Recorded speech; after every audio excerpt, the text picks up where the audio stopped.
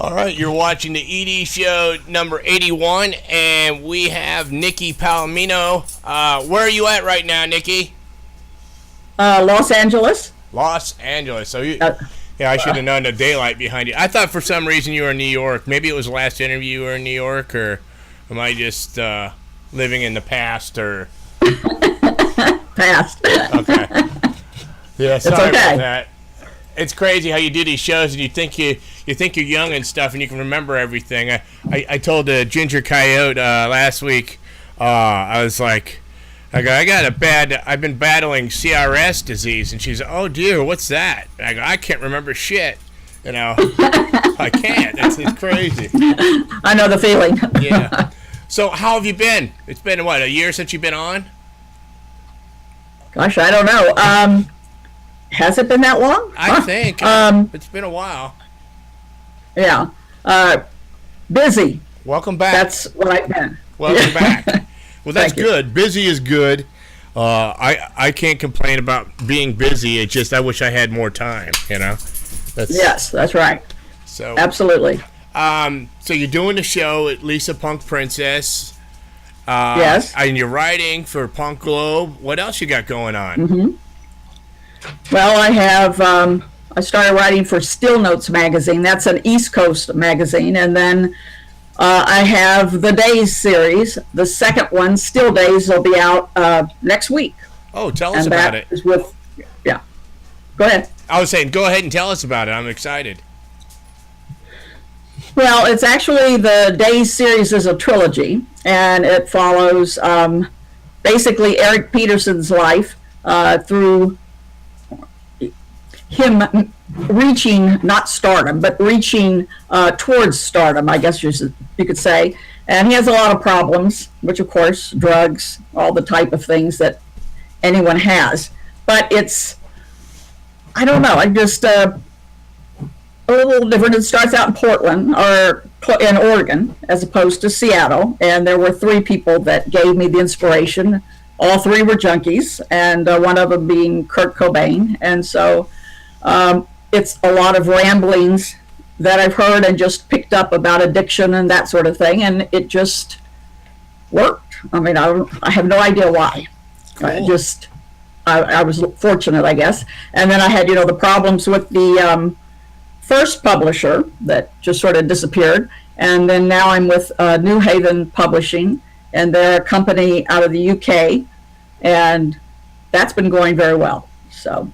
Well, congratulations. I'm happy for you. Thank you. It seems like the past few people we've had done books on the show have always had issues with publishers and stuff. And I guess this day and age, a lot of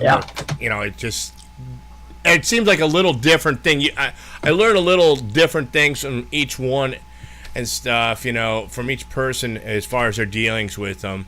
And I'm happy to hear that you're doing well so far. So good for you. Yes, and one nice thing about being in Europe, it gives me a lot of exposure over there. And I got in, which is very nice, the British Library, and then from there, last week I heard I will be in Oxford, Cambridge, University of Dublin, Wales, and Scotland. And that what they do is preserve work for future generations, which is quite an honor. So hopefully I'll get to go and check out my book or whatever they do with it. You're right. Yeah. Second generations of your family, third from here on out, will be able to say, look, there's Aunt Nikki or there's Grandma Nikki. So that's Yes. great. That's good. Yeah, because I'm a firm believer as far as like this day and age where everything's digitalized. And it's like, let's just say we have something happen. Wouldn't you like to have a physical copy of whatever it is that was your favorite or something? I guess it's more space for other knickknacks and stuff in your house without having books and vinyl and CDs. But me personally, I tell this to every band, I'd rather have a physical copy because if old Bessie here takes a dump on me, it's gone. You know what I mean? Unless I have backup. So, thank you for at least doing a book. Can people get this digitally too, though, if they want to go that route? Yes. It's on the first one, which is the Dazed story of a grunge rocker. Got right here. Hold it up a little higher. Hold it up a little higher. Oh, higher? Yeah. There you lower, a little lower. There you go. Oh. Perfect. Okay. It's on Amazon, and I think there's some other places, but Amazon's always easy to get to, and which is nice. And you can get it on Kindle form, and there might be more forms for all I know. But it's the one thing I'll have to say. I just have to say that, and differences in the European audiences right now, or which is nice, is for some reason they consider me literary. I consider myself trash, but that's okay because if they want to think of it. But I got to thinking about this since I'm dealing more with people across overseas, is that it's like a piece of Americana. So Hunter S. Thompson, Kerouac, those types of people out of the Beat generation, Ginsberg or whatever, and that's what they look at it as. So because it's very raw, drugs and sex and all the things that people like, I guess. But they consider it literary as opposed to just erotica or some, commercial thing. So that's been kind of nice, a different view. Wow, that's great. That's a good. That's not nothing to complain about. I think that's pretty cool. That's pretty cool. Would you care to tell everybody what your relationship was with Kurt Cobain and people that might be associated with in this book to people at home, so they get an idea? Well, in the early '90s, I covered music for a couple magazines, and just here in LA, you run into people all the time, and that's basically how I did that. I accidentally ran into him when I was covering something at a club on Sunset, and then it just sort of was off and on, and just it was interesting. He's an interesting person. I don't know that he is the most talented person as far as the grunge rock scene. I think that probably it was an accident that they became as popular as they did, but one thing I found with the three that I paid attention to, that they have something very much in common, and they hate what drugs do to them, but they can't stop. And I really believe that it's a lot harder than people think. And that's my feeling for it. And then from my understanding of whatever, with Kurt, he had some type of intestinal problem. And so a lot of times they start out because of pain, physical pain, and then of course it changes into more of a, getting high type thing. But that's, just in LA, that's where a lot of this happened. But it was an interesting situation. And I have to have some water. Sure. No. I first listened to Nirvana when I was in high school before, I think it was the Bleach album. Don't quote me on that. But, it was just another one of the bands that I used to listen to. It wasn't nothing special and stuff, and then I actually probably forgot about them until a couple years later, when Nevermind came out. And then that thing was just blowing up, MTV didn't hurt back then, it got its exposure and great timing. I mean, and you couldn't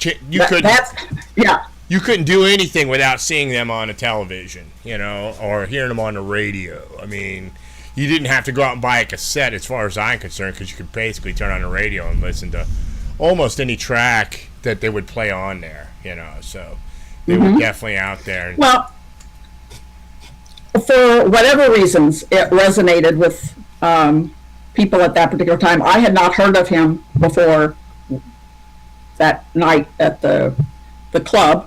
I didn't know who he was. I'd never seen him on MTV, but usually I'm so busy I don't get a time to do what other people do.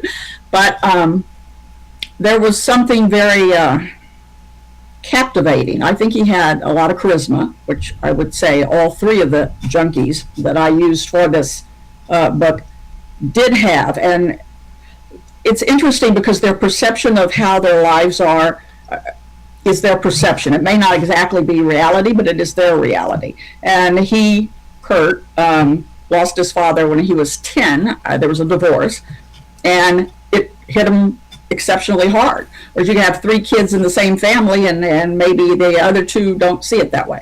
But he did. And I think he was a depressed person. So that's, but as far as talent, I do believe he had talent, and I do believe that he probably had more than we ever got to see because he was pretty lazy. So when you're lazy, you don't get the full potential. Yeah, but it's unfortunate. So we'll never know, but I'm happy that you took this time to put into a book and let everybody see how you see things and stuff, and you wrote this book. What's the next stage after this? You've got a 3rd book coming out? Yes, in the absence of Dazed, and where I pretty much have some surprises. I try to have surprises so that anytime you read it, whatever you think is going to happen doesn't happen. And I do think that this might have been an ending he would have liked, but not necessarily. Who knows? So the other thing, I think I have some other stuff coming up. The Underground Diaries will be out next year, and that's about 5 runaways in New York City, and that's set in 1978, and then a few more things. So that's a lot. Well, I hope to have you back on. I hope to have you back on when you're ready to talk about those and those come out. I'm always happy to have you on here. I want people to know when they can tune into your show, and is it archived? Okay. It is archived on whatever 68 radio, and we're Monday nights at 10 p.m. Eastern Standard Time. And I try to get together people who have been part of the music business or the film business or whatever, indies, but people who have something to tell you. I mean, I'm fascinated by the stories. I just can't. Was not expecting to find what I've found in all these people, and they're very articulate. And history is worth preserving, is what I think. So, how long have you been on whatever 68 radio? I think on them, I think it's been a little over a year. Yeah, a little over a year, and then I was on an Australian station before that. Okay. So I guess I've been doing it about a little over 2 years. All right, that's awesome. Yeah. Well, it's a lot of work, isn't it, Eric? Yeah, working with a full-time job and then trying to do this, it's crazy. I mean, and like I was telling you, that CRS disease, that doesn't help either. So, I mean... That's the truth.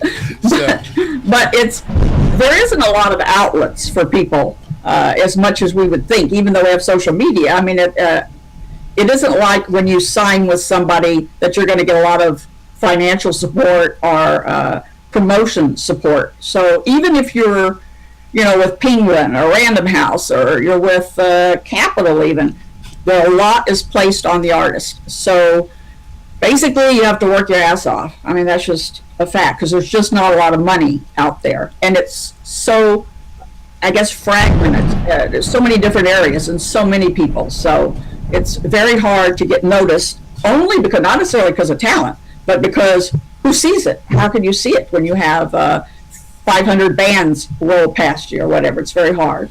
Yeah. So that's what we do, is hopefully. Can you hear the thunder we got going on over here? Can you hear it?